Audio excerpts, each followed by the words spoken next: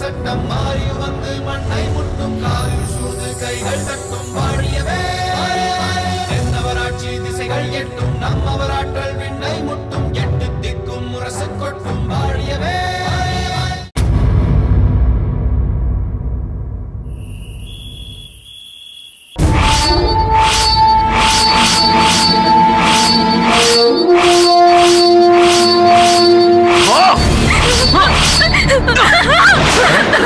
மகேந்திரா, என்ன இது? ஏன் இப்படி செய்கிறாய்? வீதியில் இருந்து இப்படித்தான் இழுத்து வந்தாயா? அவள் உன் தங்கை என்பதை மறந்து விட்டாயா? தங்கை என்பதற்காகத்தான், இவள் தவறு செய்துவிடக் கூடாது என்பதற்காகத்தான் இழுத்து வந்தேன். இவள் என்ன காரியம் செய்தாள் என்று உங்களுக்கு தெரியுமா? அப்படி என்னதான் செய்தாள்? கோவிலில் பலர் வந்து போகும் இடத்தில் அந்த கருங்குழலியோடு நின்று கொண்டு தன் காதலனை பற்றி பேசிக் கொண்டிருக்கிறார். அந்த கருங்குழலியோ இவள் காதலை நிறைவேற்றி வைப்பதாக இவளுக்கு தைரியம் கூறிக்கொண்டிருக்கிறார். அப்படியா செய்தால் இவள்? அப்படி செய்திருந்தால் இவளை இழுத்து வந்ததில் தவறில்லை. என்ன சொல்கிறீர்கள்? அவள் சொல்லிவிட்டால் எல்லாம் நடந்து விடுமா? நாம் தான் விட்டு விடுவோமா? இதற்காக 4 பேர் பார்க்கக்கூடிய இடத்தில் உன் தங்கையை இப்படியா இழுத்து வருவது? அழைத்தவுடன் வந்திருந்தால் நான் எதற்காக இழுத்து வரப் போகிறேன்? இவள் என்னை மதிக்காமல் நிற்கிறாள். அந்த கருங்குழலி எனக்கே சவால் விடுகிறார். கருங்குழலி யார்?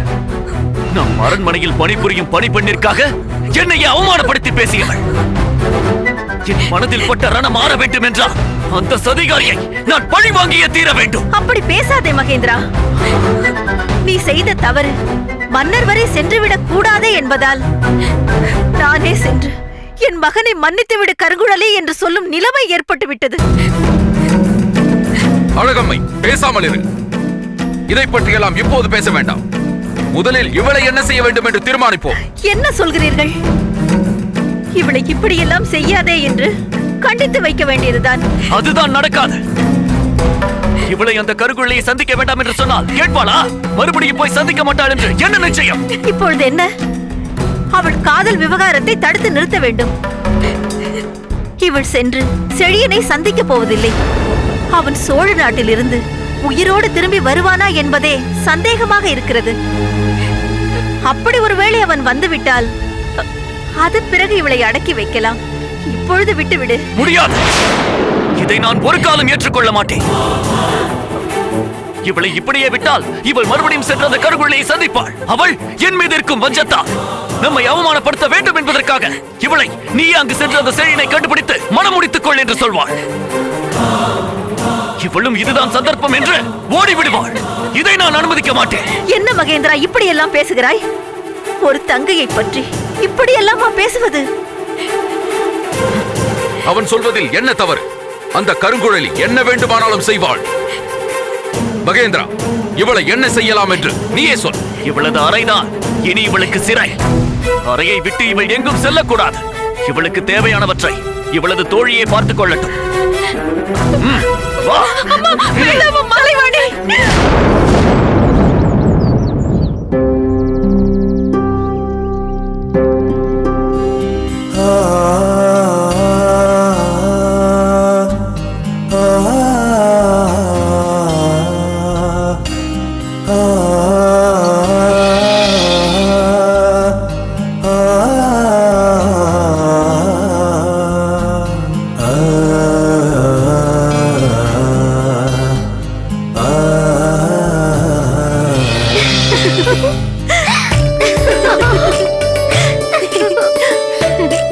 என்னடி, ஏன் இப்படி சிரிக்கிறீர்கள்?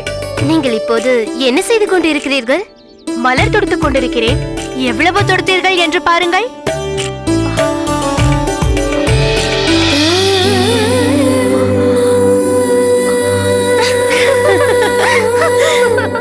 கை மலரை எடுப்பது போல் இருக்கிறது, அதில் மலர் இல்லை.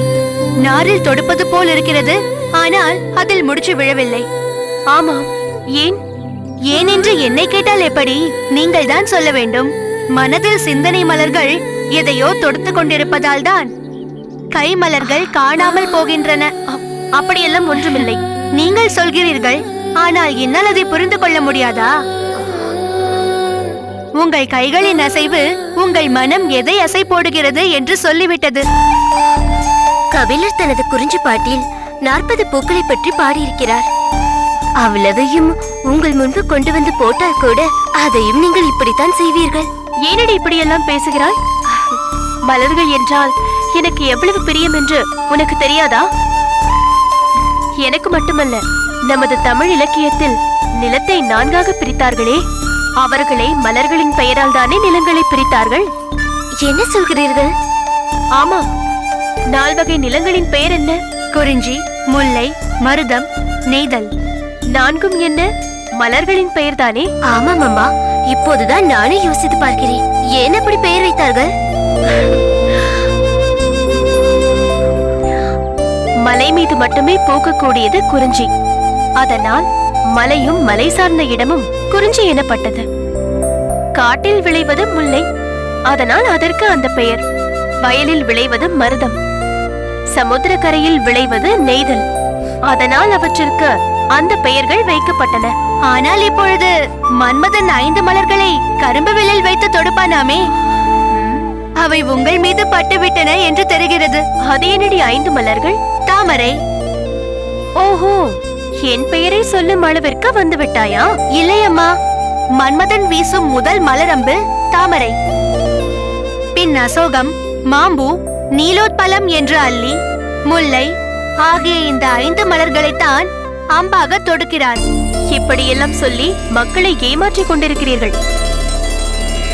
ஒரே மன்மதன் ஊரில் உள்ள எல்லா பெண்களின் மீதும் எப்படியடி மலர்களை தொடுப்பான்? எல்லோரிடமும் தொடுக்க வேண்டிய அவசியம் இல்லையே. உங்களைப் போல் இந்த உலகையே மறந்து உடலை மட்டும் இங்கு வைத்து உள்ளத்தை வேறொரு இடத்தில் செலுத்தி ஏதேதோ நினைவலைகளில் நீந்துபவர் மீதுதானே செலுத்த வேண்டும். எங்கே தொடுக்க சொல் பார்க்கலாம். அதுதான் ஏற்கனவே தொடுத்து விட்டாரே. என்னடி உளறுகிறாய்? நான் ஒன்றும் உளரவில்லை. முதலே என் வாயிலிருந்து உங்களை காப்பாற்றி காதல் வலையில் சிக்க வைத்து விட்டாரே அந்த முத்து, அவர்தான் உங்களின் மன்மதன். அப்படியெல்லாம் ஒன்றுமில்லை.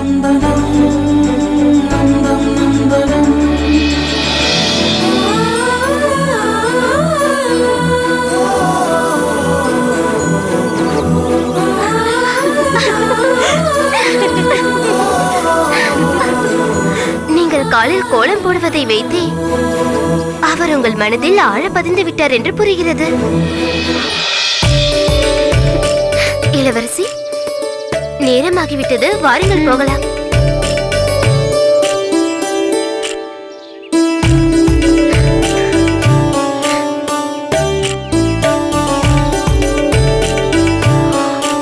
முத்து, தாங்கள் எப்போது வருவீர்கள்? ஏன் தினந்தோறும் என்னை காக்க வைக்கிறீர்கள்? என்னம்மா, கனவு இன்னும் முடியவில்லையா? சீக்கிரம் வாருங்கள். வருகிறேனடி. இவர்கள் வேறு.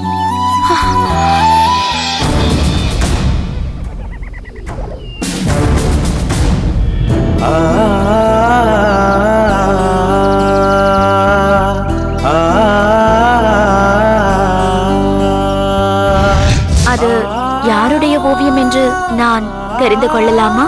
என் மனதில் இடம் பிடித்திருக்கும் ஒரு அழகான பெண்ணின் ஓவியம்.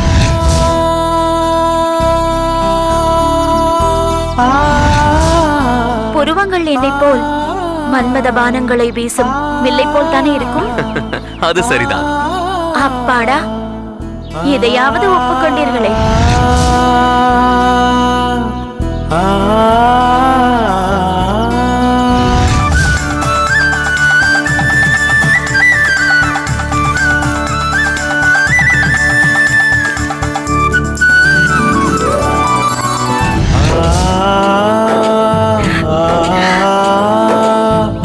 தங்களையே நினைத்து இயங்கிக் கொண்டிருக்கும் இந்த பேதையின் கனவு எப்போது நனவாகும்?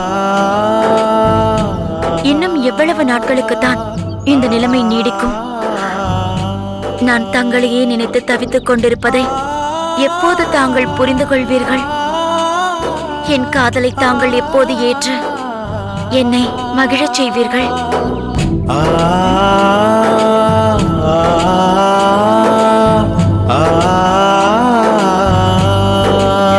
அக்கா, அக்கா! என்ன வளர்மதி, என்ன செய்தி? ஆமாம், ஏன் இப்படி பதற்றத்தோடு இருக்கிறாய்? அக்கா, அன்று ஆலயத்திலிருந்து மகேந்திரர் அவர் தன் தங்கையை கோபத்தோடு இழுத்து சென்றார் அல்லவா? ஆமாம், அதற்கென்ன? அதற்கு பிறகு எங்கேனும் கலைவாணியை பார்த்தீர்களா? இல்லை. பார்க்கவும் முடியாது, பார்க்கவும் விடமாட்டார்கள். ஏன்? அழகம்மையின் அழகான மாளிகை இப்போது சிறைக்கூடமாகிவிட்டது. கலைவாணியை இப்பொழுது வீட்டு சிறையில் அடைத்து வைத்து விட்டார்கள். இப்போது என்ன நடந்ததென்று அந்த மகேந்திரன் இப்படியெல்லாம் ஆட்டம் போடுகிறான்? எதற்காக அந்த கலைவாணியை இப்படி அடைத்து வைத்திருக்கிறான்? செழியனின் மீது கலைவாணி கொண்டிருக்கும் காதல் நிறைவேறக்கூடாது என்பதற்காக. செழியனே இங்கு இல்லாத போது அதை பற்றி பேசுவதற்கான அவசியம் என்ன வந்திருக்கிறது? அவளை வெளியில் விட்டால் உடனே சென்று சந்தித்துவிட போகிறாளா என்ன? தாங்கள் அந்த காதலுக்கு தூபம் போடுகிறீர்களாம். அதனால் இப்படி ஏற்பாடு செய்து உங்களை அவர் சந்தித்து விடக் கூடாது என்பதற்காக இப்படி ஒரு தந்திரத்தை கையாண்டு கொண்டிருக்கிறார் அந்த மகேந்திரர். ஆமாம், இவ்வளவு விஷயமும் உனக்கு எப்படி தெரியும்? அக்கா, உங்களிடம் நான் தான் அன்றே சொன்னேன் அல்லவா, தங்கள் தோழியான நானும் கலைவாணியின் தோழியும் நட்புடன் இருக்கிறோம் என்று. உண்மையான காதல் நான் தூபம் போடுவதாலோ துணை வருவேன் என்பதாலோ மட்டும் நிலைத்து நிற்பதில்லை. கலைவாணியின் மனதில் செழியன் மீதுள்ள காதல் உண்மையானதுதானா என்பதை அறிவதற்காக நானே அவளிடம் விரிவாக பேசினேன். அப்போதுதான் அவள் மனதில் உள்ள ஆழமான காதலை நான் புரிந்து கொண்டேன். உண்மையை சொல்ல போனால் காதலின் தூய்மையை எனக்கு புரிய வைத்தவளே அந்த கலைவாணிதான். ஆச்சரியமாக இருக்கிறதே. ஆமாம் வளர்மதி, நான் தான் சொன்னேன் அல்லவா, அவர் மூலம் என் வாழ்வு உயர வேண்டும் என்பதற்காக அவரிடம் சென்று என் காதலை தெரிவிக்கிறேன், அவர் மனதை வசப்படுத்திக் கொள்வதற்காக. ஆனால் அதில் ஆழ்ந்த காதல் இல்லை என்பதால் அது அவர் மனதை தொடவில்லை என்பது இப்போதுதான் எனக்கு புரிகிறது. ஆனால் ஒன்று மட்டும் நிச்சயம் வளர்மதி. என்னக்கா? என்னை போன்ற நிலை அந்த கலைவாணிக்கு ஏற்படாது. அவள் தன் காதலை சொன்ன மறுகணமே செழியன் அவளை ஏற்றுக்கொள்வார். ஏனென்றால் அவள் காதல் அவ்வளவு அழுத்தமும் தூய்மையுமானது. தாங்கள் சொல்வது தவறக்கா. மேலும் இந்த நிலை இப்படியே நீடித்து அவர் மனம் உடைந்து தன்னைத்தானே அழைத்து கொண்டு விட்டால் அந்த அளவிற்கு நான் விட்டுவிடுவேன் என்று நினைக்கிறாயா? எந்த காயை எங்கிருந்து எப்படி நகர்த்தினால் எதிரிகளின் காய் வெட்டுப்படும் என்பது எனக்கு நன்றாக தெரியும். நீ சென்று நான் அவளை அந்த நிலையிலிருந்து விடுவிப்பதாக உறுதி அளிக்கிறேன் என்பதை கலைவாணியின் தோழியிடம் உடனே சொல். அது எப்போது எப்படி என்பதை என்னோடு இருந்து பார்த்து நீயும் தெரிந்து கொள். செல்.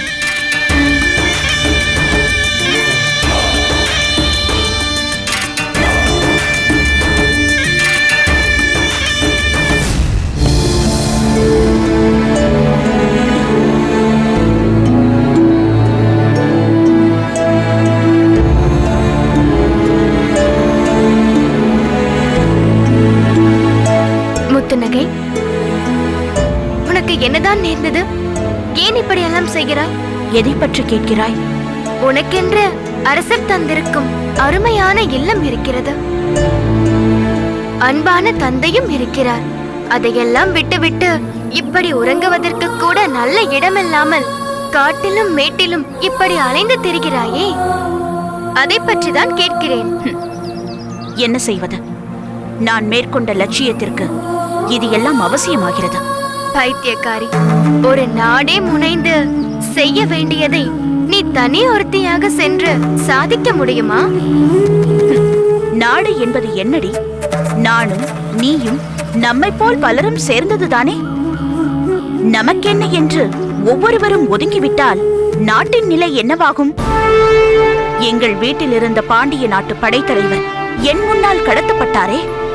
அதனால் நமது லட்சியமாக இருந்த சோழ பாண்டிய நட்புறவை பாதிக்கும் நிலை ஏற்பட்டிருக்கிறதே. இதை சீர் செய்ய வேண்டும் என்றால் கடத்தப்பட்டவரை கண்டுபிடித்தாக வேண்டும். கடத்திய கயவனான அந்த இருங்கோ வேளை தண்டித்தாக வேண்டும். சோழ நாட்டிற்கு ஒரு சிறு அவப்பெயர் ஏற்பட்டாலும் அது எதிரிகளுக்கு சாதகமாகிவிடும். அந்த இருங்கோவேளை பிடித்து மாமன்னரிடம் ஒப்படைக்கும் வரை எனக்கு உறக்கம் எதுவும் இல்லை. நீ சொல்வதெல்லாம் சரிதான். ஆனால் நீ மட்டும் தனியாக சென்று ஆபத்தில் அகப்பட்டுக் கொள்கிறாயே, அதை நினைத்தால்தான் எனக்கு அச்சமாக இருக்கிறது.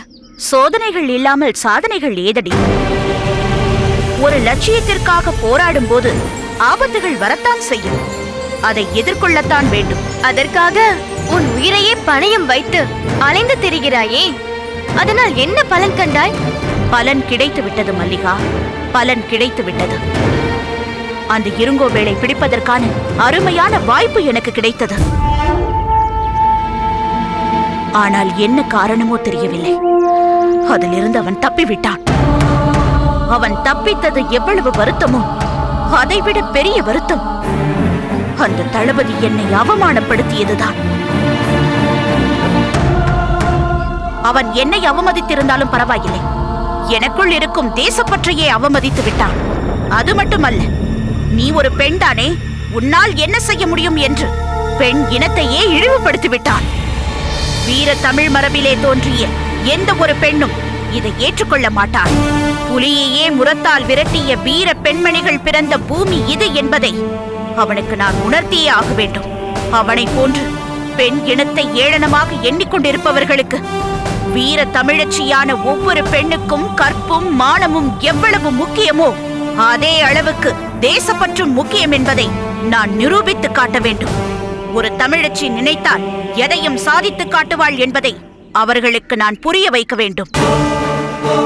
அதற்காக அந்த இருங்கோவேளை நான் பிடித்தே தீர வேண்டும். இந்த முயற்சியில் எனக்கு எப்பேற்பட்ட சோதனைகள் ஏற்பட்டாலும் நான் அதை ஏற்றுக்கொள்ளத்தான் வேண்டும். தமிழ் பெண்களின் மானத்தை நான் காப்பாற்றியே தீர வேண்டும். அதுவரை இந்த முத்து நகை ஓயமாட்டாள் மல்லிகா. அதற்காக நீ படும் துன்பத்தை காணும் போது எனக்கு இரத்த கண்ணீரே வருகிறது. நேற்று வரை என்னோட இனிய மொழிகள் பேசி எந்த கவலையும் இன்றி வாழ்ந்த என் தோழி இன்று எங்கு செல்கிறாள், என்ன செய்கிறாள் என்று கூட எனக்கு தெரியாமல் என் மனம் கலங்குகிறது. என்னை பற்றி நினைத்து நீ கலங்காதே. நான் செல்லும் பாதை கல்லும் முள்ளும் நிறைந்ததென்று எனக்கு நன்றாகவே தெரியும். அது எல்லாவற்றையும் ஏற்றுக்கொள்ளும் மன உறுதியோடுதான் நான் புறப்பட்டிருக்கிறேன். முத்துநகை, நீ இவ்வளவு சிரமப்பட்டு இந்த முயற்சியில் ஈடுபட்டிருக்கிறாயே, அது உன்னால் முடியுமா? முடியத்தான் வேண்டும். அப்படி முடியாவிட்டால் இந்த உயிர் இந்த உடலில் இருக்காது.